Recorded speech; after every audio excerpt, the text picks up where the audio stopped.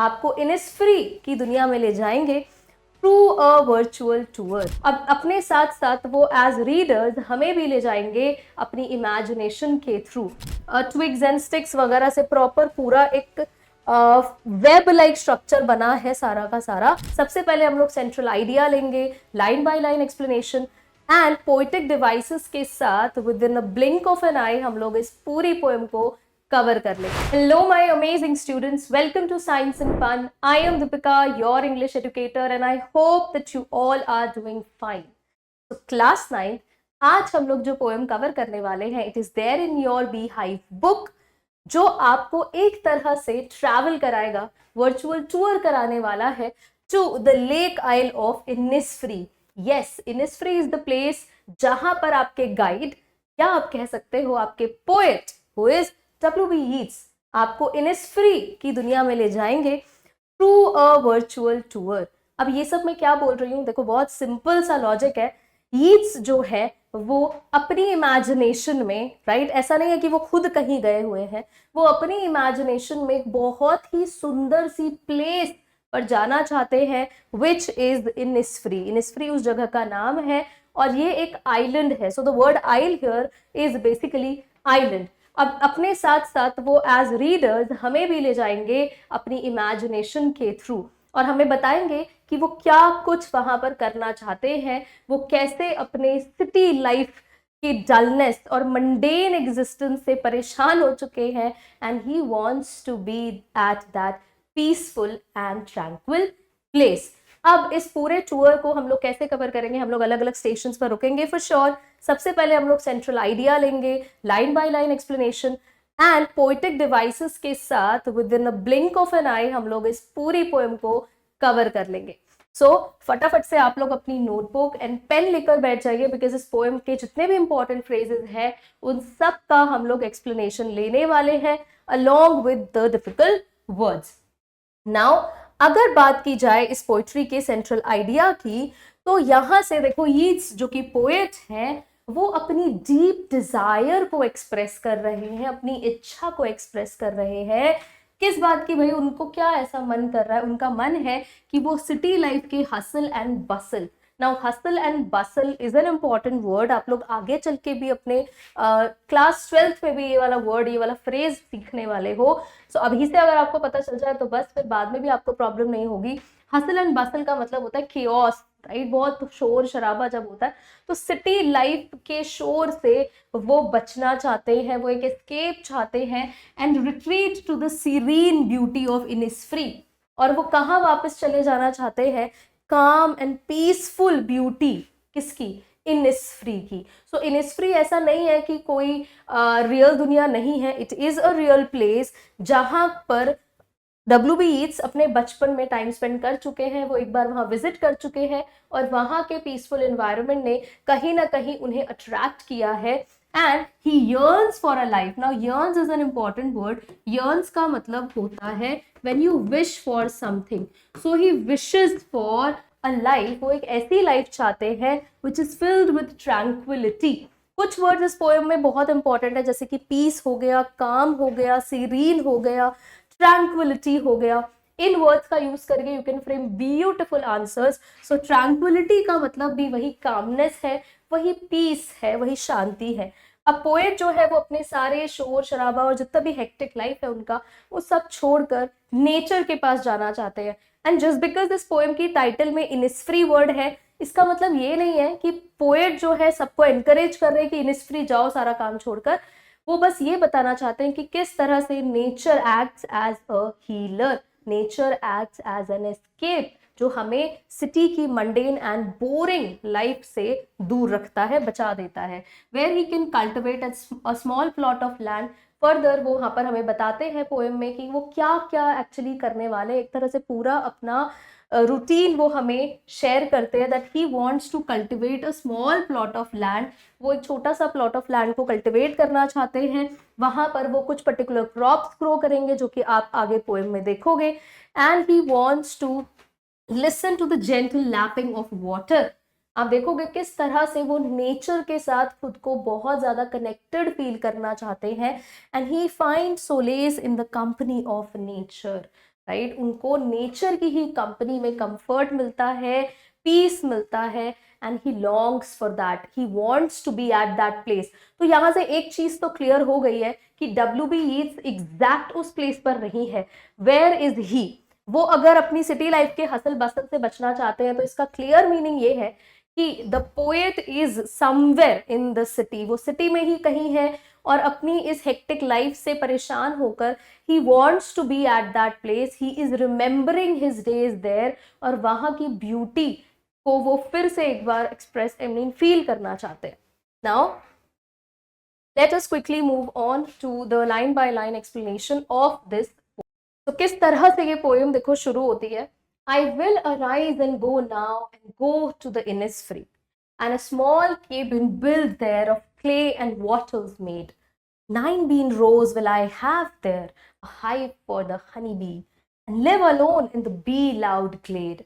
Now see, यहाँ से भी काफी आइडिया हमें लग जाता है कि ऐसा नहीं है कि W.B. Yeats Innisfree में है, it's just that he wants to be at that place. So I will arise and go now. वो क्या बोल रहे हैं कि अब मैं यहाँ से जाना चाहता हूँ, मैं यहाँ से उठूंगा और जाऊंगा। कहाँ जाऊंगा? He wants to go to Innisfree, वो इनिस्फ्री जाना चाहते हैं। व्हाट अ कोइंसिडेंट, नहीं आपको नहीं लगता है कि इनिस्फ्री जो इस जगह का नाम है, it has a hidden word free. तो ये मेरा पर्सपेक्टिव है, आई मीन कहीं ना कहीं पोएट फ्रीडम लॉन्ग कर रहे हैं, he wishes for freedom from the dull and mundane life of cities, right. तो आई मीन ऐसा कोई जरूरी नहीं है, बट लिटरेचर में you can develop your own perspective. तो बिल्कुल यहाँ पर ये भी थोड़ा सा हिंट हमें मिल रहा है। एंड वो वहां पर जाके क्या करना चाहते हैं, he wants to build a small cabin. I hope आप पीछे जो इमेज लगी है वो आपको विजिबल है। इस तरह से छोटा सा एक केबिन वो अपने लिए बनाना चाहते हैं, एक छोटा सा रूम वो वहां पर बनाना चाहते हैं। जो किससे बनाओ? अब ऑब्वियस सी बात है, एक नेचुरल प्लेस में आप जा रहे हो तो वहां पर you can not think about a cemented house, right. बहुत ज्यादा लग्जूरियस प्लेस आप नहीं खुद को इमेजिन कर पाओगे इस तरह के घर में। एंड वो कैसी जगह चाहते हैं, वो एक केबिन जरूर बनाना चाहते हैं, बट वो किससे बना होगा? Clay and wattles. Now wattles क्या होता है? क्ले तो आई एम श्योर आपको पता ही होगा। This is wattle. इस तरह से ट्विस्टेड आप देखोगे ट्विग्स एंड स्टिक्स वगैरह से प्रॉपर पूरा एक वेब लाइक स्ट्रक्चर बना है सारा का सारा। सो दिस इज वॉटल, और इसी तरह के मटेरियल से वो अपना केबिन बनाना चाहते हैं। 9 bean rows will I have there. Now he wants कि इस तरह से he will grow, he will cultivate some crop, और वो कौन सी क्रॉप है? वो बीन्स वहां पर ग्रो करवाना या ग्रो करना चाहते हैं। And a hive for the honey B, Honey बीज के लिए वो हाइव बनाना चाहते हैं। बी हाइव है ना, आप लोगों को पता है what is a bee hive. So and live alone in the bee loud glade, और वहां वो अकेले रहना चाहते हैं। He wants to have some sort of solitude. Solitude आप समझते हो, बिल्कुल उनको शांति चाहिए, एकांत चाहिए, और उस पूरे स्पेस में। Now glade is an open space, पूरा का पूरा एक खुला एरिया जहां पर दूर दूर तक बहुत बड़े बड़े पेड़ नहीं दिखते हैं, बिल्कुल एक ओपन स्पेस, ग्रीन ऑल्दो पूरा एक ओपन स्पेस नजर आता है, जहां पर उनको सुनाई देगा तो सिर्फ और सिर्फ बीज के बजिंग साउंड, दैट्स इट। तो इस तरीके का आप कोई देखो, पोएट भले ही हमें बता रहे हैं कि वो क्या चाहते हैं, बट मीनवाइल हम लोग भी उनके साथ इस जगह को इमेजिन कर पा रहे हैं। We are always longing for such a beautiful place, जहां पर हमें भी अपनी लाइफ का जो एक मंडेन एग्जिस्टेंस है वो बिल्कुल भी फील ना हो, हम लोग बहुत ही पीसफुल एनवायरनमेंट में रहें। तो आई होप ये सारे वर्ड्स आपको क्लियर हुए जो इस पर्टिकुलर पैराग्राफ में थे। सो एक्सप्लेनेशन हम इसका ले लेते हैं एक बार कि किस तरह से आप इसका एक्सप्लेनेशन लिखेंगे। The speaker opens the poem by expressing a desire. अब पोएम की जो बिगिनिंग होती है, बिल्कुल ओपनिंग लाइंस है, वही एक्सप्रेस कर देती है कि पोएट का क्या मन है। तो poet has a desire to travel to Innisfree, उनको इनिस्फ्री जाना है। एक छोटा सा अनइनहैबिटेड आइलैंड है वो, ठीक है, आइलैंड है छोटा सा जहां बहुत ज्यादा लोग नहीं रहते हैं। अनइनहैबिटेड मतलब जहां बहुत ज्यादा पॉपुलेशन नहीं है। और ये एग्जैक्टली कहां पर है? ये it is there in a lake known as Lough Gill in county Sligo, right. It is a place in Ireland. ऐसा नहीं है कि इनिस्फ्री कोई इमेजिनरी वर्ड है, लेकिन हाँ, WB ईट्स क्योंकि एक जनरल मास के लिए इस पूरी पोएम को लिख रहे हैं, लोगों के लिए लिख रहे हैं, तो आप कोई भी नेचर से कनेक्टेड जगह को मान सकते हो कि हाँ एक्चुअली में WB ईट्स नेचर से कनेक्टेड फील होने के लिए ये बात लिख रहे हैं। तो इनिस्फ्री एक एक्चुअल जगह है भी, प्लस आप इसको ऐसे भी देख सकते हो कि वो नेचर की ओवरऑल बात कर रहे हैं, स्पेसिफिकली सिर्फ इनिस्फ्री की बात नहीं हो रही है। जब और इनिस्फ्री उन्होंने क्यों लिखा है, वो इसलिए लिखा है क्योंकि यीट्स जो है इस जगह पर रह चुके हैं, तो उनके दिमाग में जिस जगह को लेकर एक कनेक्शन है वो इनिस्फ्री ही है। The poet talks about how he will live on Innisfree, वो बताते हैं कि कैसे वो इनिस्फ्री पर रहेंगे। He plans to take care of himself, वो अपना ध्यान रखेंगे, और वहां पर क्या क्या चीजें ग्रो करेंगे, वो बीन्स ग्रो करेंगे, हनी बीज के लिए क्या बनाएंगे, वहां पर हनी एक्सट्रैक्ट करेंगे, कैसे, बी हाइव्स में से, right. And the poets dream is about a beautiful, peaceful and timeless life. वो चाहते क्या, उनका गोल क्या है कि उनको एकदम टाइमलेस लाइफ चाहिए। He doesn't want any kind of restrictions, he want a peaceful life, and he imagines living alone in a place filled with the buzzing sounds of bees। और ऐसा नहीं है कि वो अपने साथ कोई बड़ी फैमिली इमेजिन कर रहे हैं, he wants to be there all alone। ये डायरेक्टली आपके पास पोएम में मेंशन्ड है, वो नेचर के उस क्वाइटनेस को फील करना चाहते हैं। It seems like the poet doesn't like the busy and doesn't like the busy and noisy modern world. अब क्योंकि उन्होंने अलोन वर्ड लिखा है, तो इससे थोड़ा सा आइडिया हमें लग रहा है कि उनको ये नॉइजी एंड बिजी वर्ल्ड ना मजा नहीं दे रहा है बिल्कुल भी, उनको वो कनेक्टेड नहीं फील कर रहे हैं अपने करंट लाइफ से। So the poem has lots of details that make it feel like it could be from any time without anything from the modern world in it। अब ऐसा नहीं है कि उन्होंने स्पेसिफिकली इनिस्फ्री की बात की है तो सबको वो इनिस्फ्री जाने को कह रहे हैं, मैं बार बार इस बात को रिपीट कर रही हूँ। WB ईट्स बस आपको नेचर से कनेक्टेड फील कराना चाहते हैं, और मॉडर्न वर्ल्ड का जो एक क्योस है, एक हेक्टिक एग्जिस्टेंस है, उससे एक एस्केप के लिए वो नेचर से कनेक्टेड हमें भी फील करा रहे हैं और खुद भी उस जगह पर जाने की कोशिश कर रहे हैं। He wants to be at that place। Now, second paragraph देखो क्या है, and I shall have some peace there, for peace comes dropping slow। क्या बोल रहे हैं पोएट कि भाई वहां पे मैं क्या क्यों जाऊंगा, अल्टीमेटली मुझे वो पीस मिलेगा, क्योंकि पीस जो है ना, ऐसा नहीं है कि शांति आपको ऐसे भागते हुए बोलोगे मुझे पीस चाहिए तो वो भागती भी आपके पास आ जाएगी। मतलब मैं वो वाली शांति की बात नहीं कर रही हूँ, मैं पीस की बात कर रही हूँ। तो पीस जो है आपके पास आराम से आता है। आप बोलोगे, आप चाहोगे कि मुझे पीस चाहिए, तो पीस जो है आपका कोई ऑर्डर नहीं है कि एकदम आपके पास 10 मिनट्स में या 5 मिनट्स में या 1 मिनट में एकदम डिलीवर हो जाएगा। It's not that thing, right. Peace जो है वो धीरे धीरे ही आएगा, राइट। ग्रेजुअल प्रोसेस है पीस के आने का लाइफ में। शांति जो है वो धीरे धीरे ही आती है, भागती हुई नहीं आएगी शांति। सो पीस कम्स ड्रॉपिंग स्लो। और कहां से आएगा, देखो पोएट की लाइफ में पीस कहां से आने वाला है, dropping from the veils of the morning. Now यहाँ पे ना जो ये व्हील्स ऑफ द मॉर्निंग है ना बेटा, ये आपका कुछ भी हो सकता है। व्हील का मतलब होता है कवर, ठीक है, व्हील का मतलब होता है कवर, घूंघट, राइट। अब ये पोएट की लाइफ में पीस कहां से आएगा, जब स्काई जो है वो अपना कवर खोल देगा, अपना कवर ओपन कर देगा। अब स्काई के लिए कवर नाइट भी हो सकता है, मिस्ट भी हो सकता है, या क्लाउड्स भी हो सकते हैं। तो अलग अलग जगह पर आपको अलग अलग एक्सप्लेनेशन मिलता है। इट टोटली डिपेंड्स कि आप कैसे इसको परसीव करना चाहते हो। सो व्हील्स ऑफ द मॉर्निंग, यहाँ पर आप किसी को भी बोल सकते हो। आप मिस्ट को बोल सकते हो जो हल्की धुंध सुबह सुबह होती है, आप क्लाउड को भी बोल सकते हैं, आप नाइट को भी बोल सकते हैं। कि पोएट की लाइफ में वो पीस कौन लेके आता है, वो नेचर लेके आता है, जब बिल्कुल स्काई क्लियर हो जाता है, to where the cricket sings, और उस जगह पर जहां क्रिकेट इज एन इंसेक्ट, उसके गाने की आवाज सुनाई देती है। There midnight's all a glimmer, जहां रात जो है पूरा स्पार्कलिंग होती है। Why glimmer, due to the presence of the stars. And noon a purple glow, और दिन के टाइम पर बिल्कुल पर्पल ग्लो रहता है। अब पर्पल ग्लो के लिए भी आप एक्सप्लेनेशन ले सकते हो कि भाई जब आसमान में कोई पोल्यूशन नहीं है और बहुत ज्यादा आप देखोगे एकदम क्लियर स्काई है, तो बहुत ही प्यारा सा एक पर्पल ग्लो आता है। तो ये हिंट कर रहा है एकदम लीस्ट पोल्यूटेड एरिया की तरफ। दूसरा एक्सप्लेनेशन आप ले सकते हो कि पर्पल कलर के जो फ्लावर्स दिख रहे हैं क्लियर सामने की तरफ, हेदर फ्लावर्स होते हैं बहुत ही सुंदर से, तो वो दिख रहे हैं सामने स्प्रेड आउट, और कहीं ना कहीं वो एक शाइन दे रहे हैं पूरे स्काई को। तो इस तरह से भी आप इसको परसीव कर सकते हैं। And evenings full of the linnet's wings, और शाम जो है वहाँ कैसी है कि birds, linnet is a bird, right, कि बर्ड की फ्लैपिंग साउंड सुनाई दे रही है। So what a beautiful scenario it will be, right, what a beautiful scene it is, जब इनिस्फ्री में पोएट खुद को इमेजिन कर रहे हैं। And in this part Yeats gets really caught up in the idea of this peaceful place. Now, इस part में तो Yeats ने इतना डिस्क्रिप्टिव हमें इमेज डेवलप करके दिया है कि हम खुद भी ऐसा लग रहा है कि Yeats के ही दुनिया में खो चुके हैं। जैसा कि मैंने आपको कहा था कि ये पूरा एक ट्रैवल, एक टूर होने वाला है।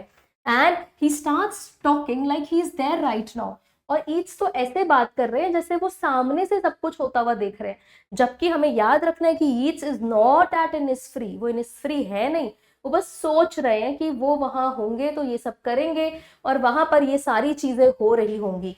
कि it's almost as if he is day dreaming, ऐसा लग रहा है कि बिल्कुल डे ड्रीम कर रहे हैं into Innisfree as he writes, जैसे जैसे वो लिख रहे हैं ऐसा लग रहा है सब कुछ उनके सामने वो चीजें हो रही हैं। he says that peace comes slowly, और उन्होंने क्या बोला है कि पीस जो है बहुत ही ग्रेजुअल प्रोसेस है, धीरे धीरे वहां पर आता है।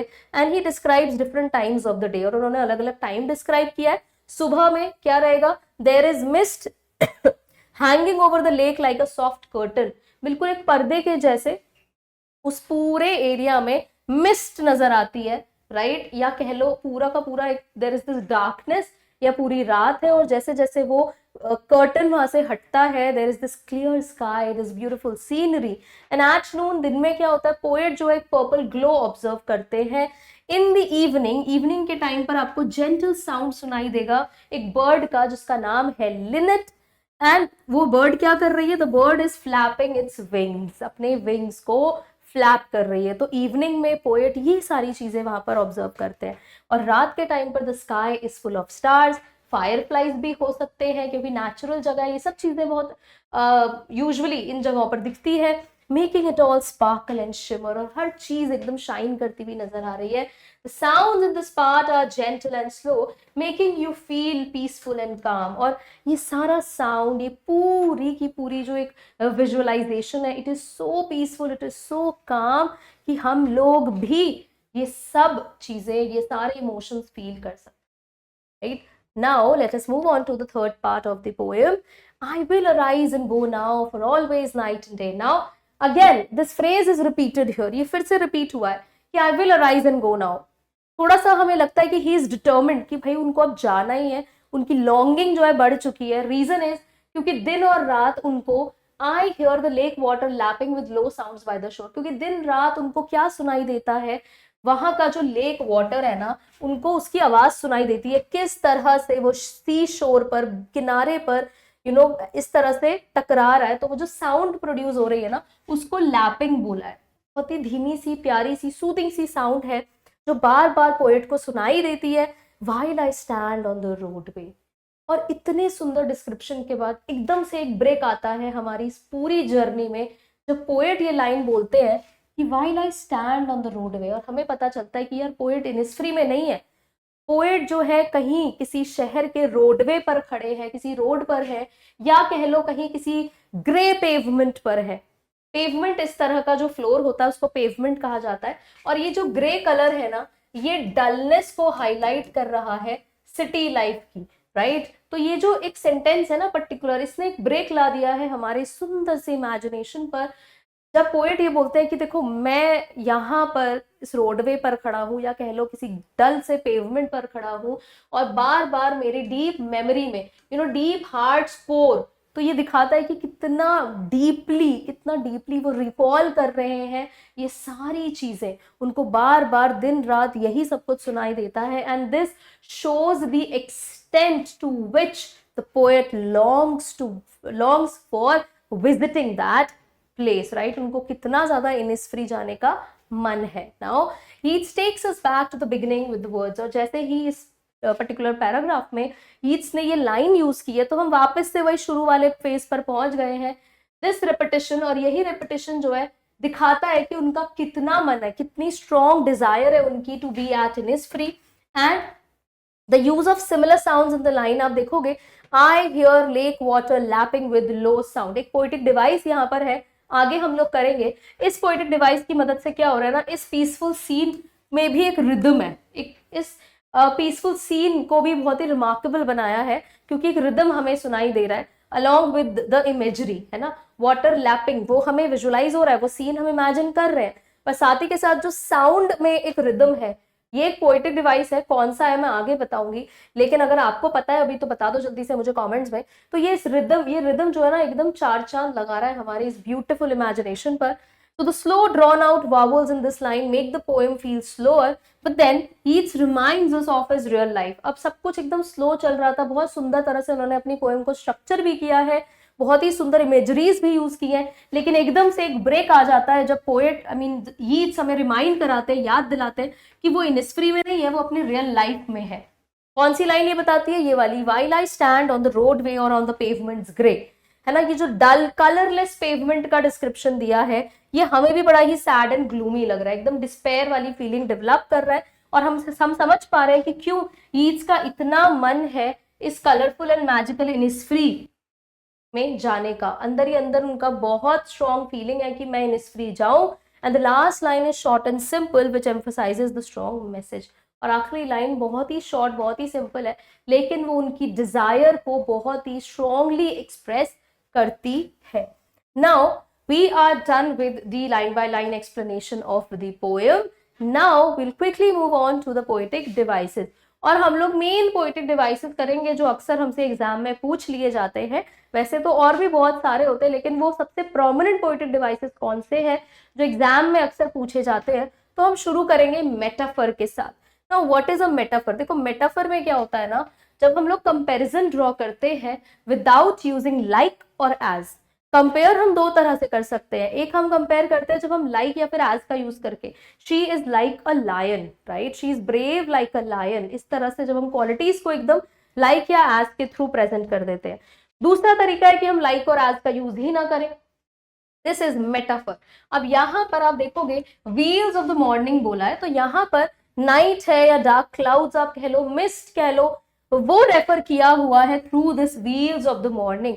ऐसा नहीं बोला है कि the mist appears as the veil of the morning, ऐसा नहीं बोला है, ना एज का यूज हुआ है ना लाइक का यूज हुआ है। यहाँ पे डायरेक्टली लिखा है व्हील्स ऑफ द मॉर्निंग। सो ये wheels of the morning actually क्या है, ये नाइट भी हो सकता है, ये डार्क क्लाउड्स हो सकते हैं, ये मिस्ट हो सकता है। Clear? So this is metaphor. All right then, अब इसके बाद हमारे पास जो अगला पोएटिक डिवाइस है, इट इज ऑलिटरेशन।